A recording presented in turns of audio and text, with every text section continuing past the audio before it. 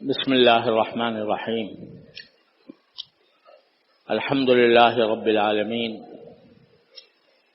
والصلاة والسلام على سيدنا ومولانا محمد خاتم النبيين وإمام المرسلين وعلى آله وأصحابه أجمعين وعلى كل من تبعهم بإحسان إلى يوم الدين.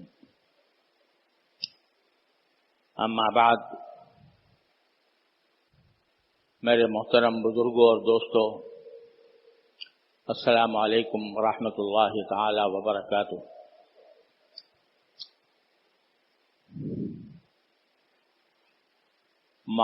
ہمارے معاشرے میں جو اخلاقی کمزوریاں اور کوتاہیاں پائی جاتی ہیں اور جن کی وجہ سے جھگڑے اور فساد پیدا ہوتے ہیں، قرآن کریم نے سورہ حجرات میں بڑے مختصر اور جامع انداز میں ان کے اسباب کا قلقمہ فرمایا ہے، یعنی ان اسباب کو ناجائز اور حرام قرار دیا ہے جو لوگوں کی دل آزاری کا سبب بنتے ہیں، جس سے لوگوں کے دل دکھتے ہیں اور دل دکھنے کے نتیجے میں آپس میں لڑائیاں اور جھگڑے ہوتے ہیں۔ ان میں سے دو چیزوں کا بیان میں پچھلے جمعوں میں کر چکا ہوں۔ ایک ہے دوسرے کا مذاق اڑانا۔ قرآن کریم نے بڑی تاکید کے ساتھ فرمایا ہے کہ کوئی شخص دوسرے کا مذاق نہ اڑائے، یعنی ایسے انداز میں مذاق اڑانا جس سے دوسرا اپنی ذلت محسوس کرے۔ اس کے لیے فرمایا، ایک تو ویسے ہی اس سے دل آزاری ہوتی ہے،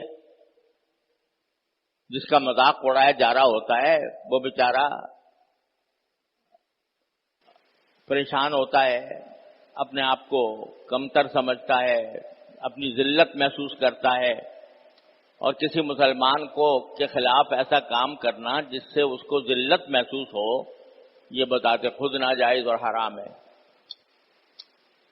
دوسرے یہ کہ قرآن کریم نے اس پر بھی تنبیہ فرمائی ہے کہ جس کا تم مذاق اڑا رہے ہو، کچھ پتہ نہیں اللہ تعالیٰ کے ہاں اس کا کیا مقام ہے، ہو سکتا ہے کہ وہ تم سے بھی آگے بڑھ جائے۔ عسیٰ ان یکونوا خیرا منہم، اپنے آپ کو تو تم نے مبرہ کر لیا اور یہ سمجھے کہ میں بہت پاک صاف ہوں، اور یہ سمجھے کہ میرے اندر کوئی نقص اور کوئی عیب نہیں ہے، اور دوسرے کا مذاق اڑایا تو اپنی طرف سے کبر میں مبتلا ہوئے اور دوسروں کی تذلیل میں مبتلا ہوئے، حالانکہ کچھ پتہ نہیں کہ جس کا تم نے مذاق اڑایا ہے اس کا انجام کیا ہونا ہے، اللہ تبارک و تعالیٰ کی بارگاہ میں وہ کس درجہ مقبول ہے۔ دوسری بات جس کا ذکر پچھلے جمعہ میں عرض کیا تھا وہ ہے کہ لا تلمزوا انفسکم، ایک دوسرے کو تانے نہ دیا کرو۔ تانے دینے کی میں نے بات عرض کی تھی کہ کسی شخص کو اس کی کسی بات کے اوپر تنقید اس انداز میں کی جائے جس سے اس کا دل دکھے، یہ تانا ہے۔ ایک طریقہ تو یہ ہے کہ آپ نے کسی شخص میں کوئی خرابی محسوس کی، کوئی غلطی محسوس کی، تو آپ چپکے سے اس سے تنہائی میں محبت کے ساتھ اس کو متوجہ کریں کہ بھئی یہ غلط بات ہے، اس کو درست کرنے کی ضرورت ہے۔ یہ تو بہت ثواب کا کام ہے، لیکن آپ نے اس کو تانا دے دیا، خاص طور سے اگر مجمع میں ہے تو مجمع میں اور زیادہ بری بات ہے کہ تم تو یہ حرکتیں کرتے ہو۔ اب تانے کے طور پر جب دیں گے، تانے کا مقصد اصلاح نہیں ہوتا، تانے کا مقصد دوسرے کی تذلیل ہوتا ہے، لہذا تذلیل کی وجہ سے یہ طعنہ دینا حرام ہے. لا تلمزوا انفسکم. اور پھر اس میں ایک عجیب نقطہ یہ ہے کہ اگر یہ آیت کریمہ جو ہے وَلَا تَلْمِزُوا أَنفُسَكُمْ، تو اس کو اگر ٹھیک ترجمہ کیا جائے تو ترجمہ یہ ہوگا کہ تم اپنی جانوں کو، خود اپنے آپ کو تانے نہ دو. تم اپنے آپ کو تانے نہ دو. اب اپنے آپ کو تو تانا کون دیتا ہے؟ لیکن مراد یہ ہے کہ دوسرے کو کسی کو تانا نہ دو. اور دوسرے کو جو تانا دو گے تو حقیقت میں وہ اپنے اوپر تانا دینا ہے. دو وجہ سے. ایک تو یہ کہ تم نے تانا دے کر ایک گناہ کا ارتکاب کیا تو تم نے اپنے آپ کو گناہگار ثابت کیا. دوسرے، جب تم نے کسی کو تانا دیا تو دوسرا بھی جواب میں تمہیں تانا دے سکتا ہے. تو تمہارے دوسرے کو تانا دینے کا نتیجہ بالآخر نقصان تمہارا ہی ہے. چاہے وہ جواب دے اور جواب دے کر تمہیں تانا دے، یہ بھی تمہارا نقصان. اور اگر جواب نہ بھی دے تو گناہ کا کام. لہذا وہ در حقیقت تم نے اپنے آپ کو تانا دیا. لا تلمزوا انفسکم. پھر تیسرا حکم یہ ہے کہ ولا تنابزوا بالالقاب. ایک دوسرے کو برے لقب سے یاد نہ کرو. بعض لوگ کسی انسان کو اس کا کوئی ایسا نام رکھ دیتے ہیں جو اس کا ناگوار ہوتا ہے، یا اس کا تذکرہ ایسے لقب سے کرتے ہیں جو اس کے لیے ناگواری کا سبب ہوتا ہے. اب کسی کو لنگڑا کہہ دیا، کسی کو گنجا کہہ دیا، چاہے وہ ہو لنگڑا اور چاہے ہو وہ گنجا، لیکن تم نے اس کا جو لقب رکھ دیا لنگڑا اور گنجا، ظاہر بات ہے کہ دوسرے آدمی کو یہ لقب ناگوار ہوگا. بھائی میرا نام کچھ اور ہے، مجھے اگر پکارنا ہے تو اس نام سے پکارو. تم نے ایک ایسا لقب رکھ دیا، ایسا نام رکھ دیا میرا کہ جو میرے کسی عیب پر دلالت کرتا ہے اور اس سے میری ذلت ہوتی ہے، تذلیل ہوتی ہے. تو یہ کسی کو برا نام رکھ دینا، اس کو قرآن نے منع فرمایا. وَلَا تَنَابَزُوا بِالْأَلْقَابِ.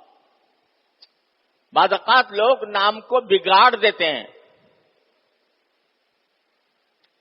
نام کو بگاڑ کر کسی کا تذکرہ اس کا نام بگاڑ کر کرتے ہیں. اب کسی شخص کا نام ہے مصلح الدین. مصلح الدین کے معنی یہ ہے کہ وہ دین کے اندر اصلاح کرنے والا ہے، دین کی اصلاح لوگوں تک پہنچاتا ہے. آپ نے جب اس کے اوپر تنقید کرنی شروع کی تو اس کا نام مفسد الدین رکھ دیا.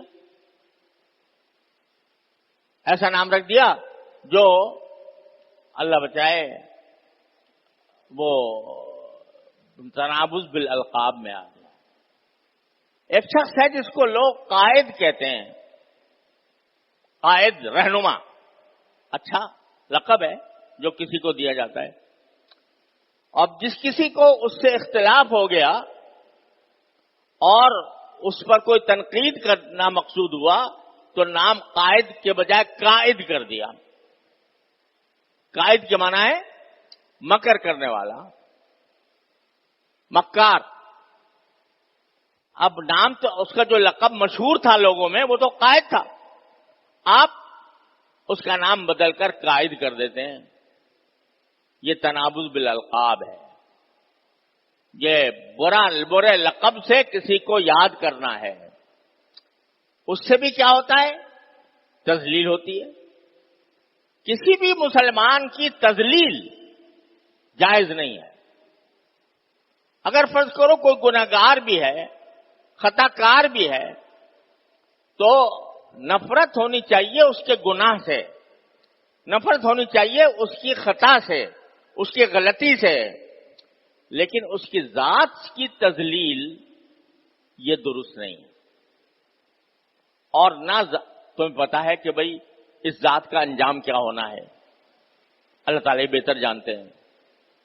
بعض اوقات حدیث میں آتا ہے کہ رسول کریم صلی اللہ علیہ وسلم نے فرمایا کہ بعض اوقات انسان کی ساری زندگی برائیوں میں گزری، گناہگاری میں گزری، یہاں تک کہ اس کے اور جہنم کے درمیان صرف ایک ہاتھ کا فاصلہ رہ گیا۔ یعنی اگر وہ اسی حالت میں مر جاتا تو جہنم میں جاتا، ایک ہاتھ کا فاصلہ رہ گیا۔ لیکن اللہ تعالی کی طرف سے بعض اوقات اس کا دل بدل دیا جاتا ہے، دل میں انقلاب آ جاتا ہے، اللہ تبارک و تعالیٰ کی طرف سے اس کا دل بدل کر ایک نیک انسان کا دل کر دیا جاتا ہے، اور زندگی میں انقلاب آ جاتا ہے، وہ اپنے سارے گناہوں سے توبہ کر لیتا ہے، اور توبہ کر کے نیک اعمال شروع کر دیتا ہے۔ تو خاتمہ ایمان پر ہوتا ہے، اور خاتمہ ایمان عمل صالح پر ہوتا ہے۔ اب اگر ساری زندگی اس کی پرانی زندگی دیکھو، پرانی زندگی میں وہ فسق و فجور میں مبتلا ہے، گناہوں میں مبتلا ہے، اس کی وجہ سے آپ اس کو برا سمجھتے ہو، یا اس کو برے لقب سے یاد کرتے ہو، یا اس کا کوئی برا نام رکھتے ہو، یا اس کے اوپر تانے دیتے ہو، لیکن کیا جب انجام دیکھو تو تم سے آگے بڑھ گیا، وہ تم سے آگے چلا گیا۔